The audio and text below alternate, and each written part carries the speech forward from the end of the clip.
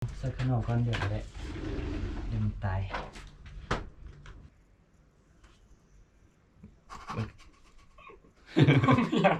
เนี่ย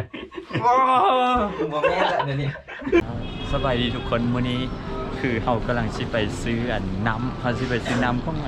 น้ำของจีนอยู่ต่ำหามินิมากนะมาลองไปรีวิวเบิ่งเพราะว่าอยู่จีนน้ำประเภทพวกน้ำมันโคตรไล่เลยมีประมาณร้อยป่ายแบบนะแล้วเขาก็ไม่เคยกินนักเถื่อเขาอยู่นี่เขาก็ส่วนใหญ่กินแต่พวกน้ำที่เขาเคยกินนะพวกเป๊ปซี่พวกนี้ไม่เดียวแต่ว่าคือมื้อนี้เขาจะลองซื้อไปสิตลาดบอกว่ามันเป็นรสชาติไหนได้มันมีแต่แนวแป้งๆนะแล้วเขาจะลองชิมเลย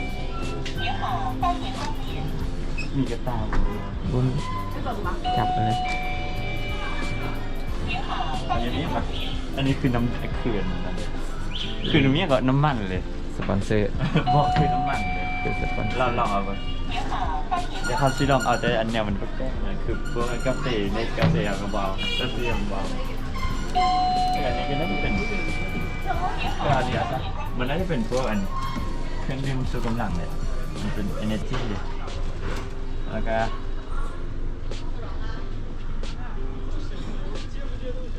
อันนี้ก็ไม่หงบุหงเลยแปลกๆเดี๋ยวลองดู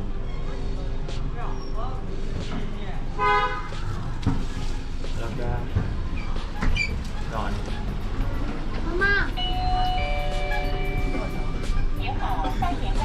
อันนี้รู้สึกว่ามันคือจะมีข้าวที่ข้างในเลยบุหงไปได้คือข้าวหรือว่าข้าวอ่ะข้าวเนาะคือข้าวเลยลองให้มันเลยเป็นมีแต่เนี่ยแปลกๆเลย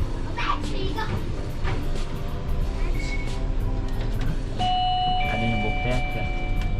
อันนี้บ้านเขาเคยเห็นคือกันเลยอันนี้บ่มักเบียร์นะno alcohol 100 หยวนกับ60 100 หยวนกับ0.60เมา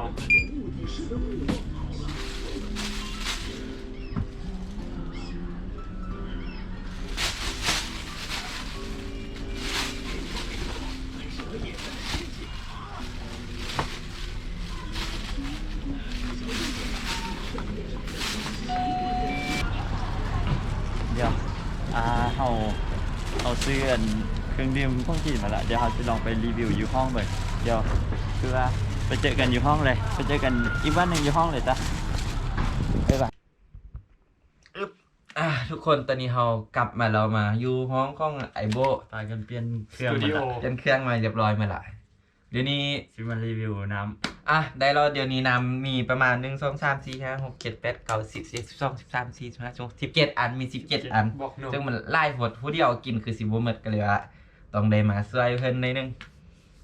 จังได๋บ่นี่อีเริ่มตัวใดก่อนแค่นั้นก่อนบ่เปลี่ยนกันเลือกบ่เปลี่ยนกันเลือกเปลี่ยนกันเลือกก่อนตัวเลือกก่อนใครเลือกก่อนตัวใดวะตัวนี้ไปส่งคือกาแฟเด้เอาไข่ฟ้าเอาบ่ได้ยังเห็นบ่เคยได้บ่อุ่นกันว่ะเราบ่เคยเอามาแบ่งกันกินได้ป่ะเห็นอะไรสิบ่ดูดก่อนได้เปรียบนี่ก็กันได้เปรียบมีตัดเด็ดได้ลองเลยเด้อเอากินเลยป่ะบ่อยู่แบบบนนัดเลยเว้ยให้โจ๊กเอาบ่มันเป็นน้ำชานมหั่นแหละแต่มันอันนั้นมันจะหอมกว่าชานมปกติเพราะว่ามันชาของจีนอันนี้มันชาแดงนี่ชาจีนมันจะหอมน่าว่าโอเคเลยแหละตัวนี้ทั้งหอมทั้งหวานแล้วก็บ่ได้รู้สึกว่าใส่น้ำตาลหลายอีกแม่สาวแม่โทรมาลงหัวซับกันเด้แล้วคือชานมไข่มุกแม่เหรอแต่มันบ่ได้ใส่น้ำตาลหลายจะจ้องให้ดูอันนี้เขื่อนฮัลโหลเนี่ยก็แล้วอันนั้นมาเข้านี่หมดเลยค่อยๆลงหัวซับกันน้องลงหัวซับกันนะเอ้ยตัวแม่เอาไปน้องหยุดก่อนว่ะบ่หยุดก่อนต่อเลยก็ได้นะ10 ใน 1มาเข้านี่ให้เฮานี่อันนี้มันคืออันนั่นแหละทุกคนเนี่ยก็ M100 ว่ะคือ M100 บ่ตายให้บ่กินบ่แซ่บอันนี้กันในเห็นในว่าเนาะ M100ป่ะผมเคยกิน M100 กระแซบอยู่คืออยากแกะโอ้ โอ้ ย สวยครับนี่ ชิบหาย สองยังมาดู เอาเป็นไฮไลท์เลย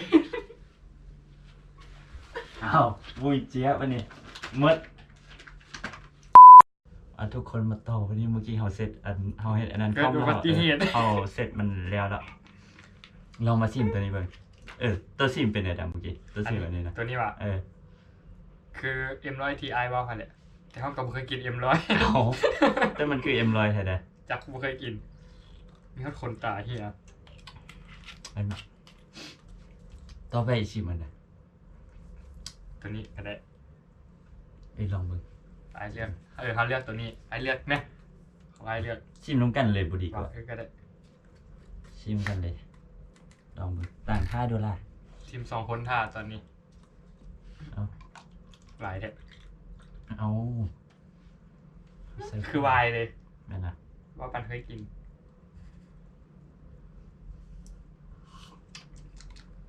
น้ำองุ่นว่ะ คือน้ำองุ่นเลยตัวนี้นี่มันกระบอกอยู่ คือน้ำองุ่นแหละ แซบตัวนี้แซบ ว่าน ผัก น้ำองุ่นแซ่ไว้อันหานี่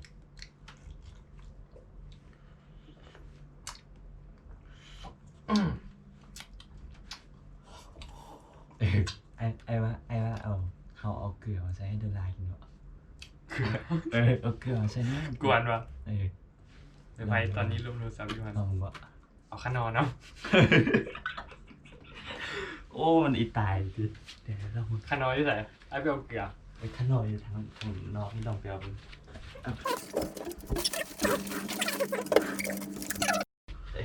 แล้วต้มยำ ไปใส่ออกซะ เดี๋ยวเอาเลย เอาเลย เอาเลย มาขันนี้แล้วนี่เด้อ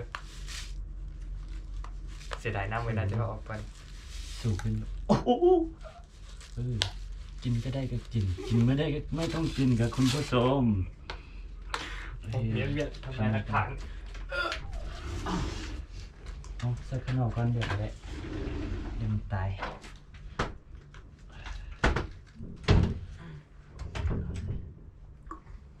โอ้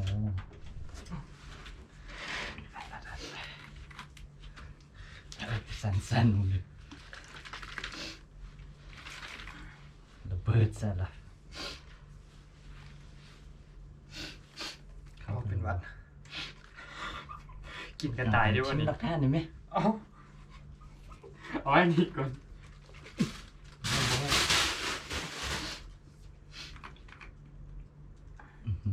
ฟ้องหลายแท้กับผมไม่กินอย่างไรพวกหลักฐานเต็มเลย เกลืออย่างบวกเข้ากันเป็นสั้นๆกันนี่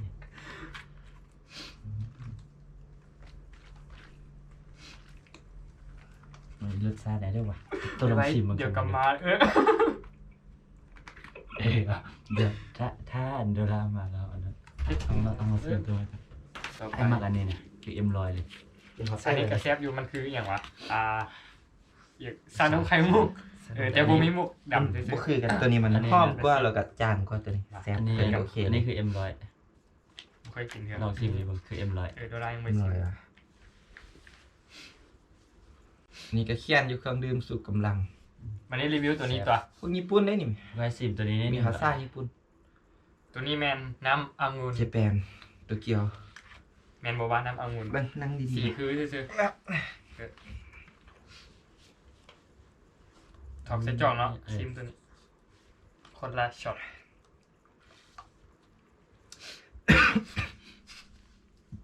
M100แหละแต่มัน โอ้เป็นวัดไปตรงนี้ มันส้มกว่าแล้วก็ส้มกว่าแล้วก็ แต่เบิ้งน้ำมิดคือใหญ่น้อยนี่ ได้ดีป่ะมันส้มกว่าแต่คืออีบ่แห้งเท่านั้นแต่มัน คืออย่างดีเกไอนี่ บ่มัก M100 ได้ก็ ไปซิมน้ำองุ่นตัวได้ซิมพร้อมกัน ก็คือน้ำมักใหม่แฮเลย มัน กิน เป็น คือ มัน กิน มันเป็นคือใส่มักองุ่นสดอันตัวเข้าเอาไปบดนะ กินคือวายบอก มันมีเม็ดมัน กินคือวายนั่น ถ้าเมื่อกี้สมัครกันนะM100 อ้ยเนาะเป็นหมดกินพร้อมกัน กินเหมือนกันน้ำองุ่น ชิม กับน้ำองุ่นทะเลดิ องุ่นหน่อย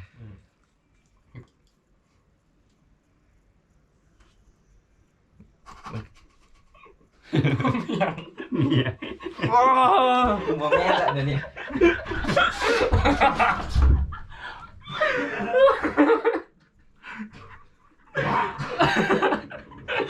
โอ้เป็นยังโดนล่า ไม่อ่ะ ไม่ยังกระเซียบดอก ก็แซ่บมันก็โอเคเลย เหมือนกะเข้มๆหน่อยนึง น้ำองุ่นรสต้ม บัวย ำ น้อยละบัวน้อยละมีฮิตสู้บ่ มาต่อใหม่เนาะทุกคน เมื่อกี้พอดีแบตหมดแต่ว่าเขาได้สอดเด็ดไปแล้วเขาได้สอดเด็ดไป แซ่ แล้ว บบ่ เป็น วา ไง อยู่ แซ่บบ่ ลองปะอ่ะคนละค ชิม ำว่าอยู่มันเป็นมันเป็นคือ ไปต่อ มีองุ่นสดมาอยู่บัวหน้าเลย อันนี้คืออะไรเนี่ย โมโหคือกัน อันนี้ น้ำนม เดี๋ยวค่อยเดาว่าต้องเป็นโยเกิร์ต เอาลองไป ไข่ยังบ่เปลี่ยนอันนี้ยังไม่ได้แกะซ้ บัวได้ ำเอามาอันนี้ต่อ ลินเสียต้อมฮับรถมันละ เอาออกบ่แซ่บน้ำนี้ อันนี้คือนมส้มเลย จักไม่บ่จักไม่ซะอันตราย นมส้ม โยเกิร์ต คือนมส้ม ว่าเป็น เลย โยเกิร์ตบอก อันเดียวกันฮะแหละ คือนมส้มแหละ บัวยักษ์เห็นอะไรนี่เอาไปไกลๆเด้อ นี่เอาพูดหน่อย คนละหน่อยกันเลยนะอันนั่นก็หลายได้บ่ประมาณนี้ซิมนะเอาอันนี้บริษัทอย่างแล้วบ่ต้องกำมุด แกะกล่องใหม่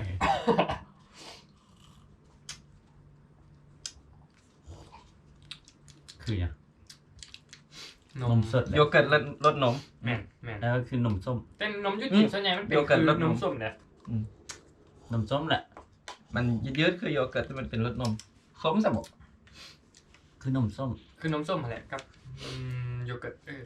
มันเป็นอันนั้นยืดๆคือโยเกิร์ตนะกินอย่างง่าย อันนี้มียัง เอาไว้ไว้เลยซะไปไว้เลยซะเอาอย่างแรก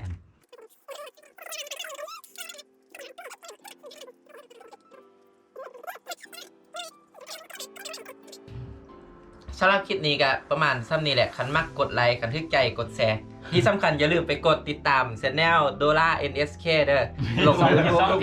พี่ซ่อง พี่ต้องนะอย่าลืมติดตามโบคอมมอนช anel เด้อคลิปนี้ประมาณนี้แหละบ๊ายบาย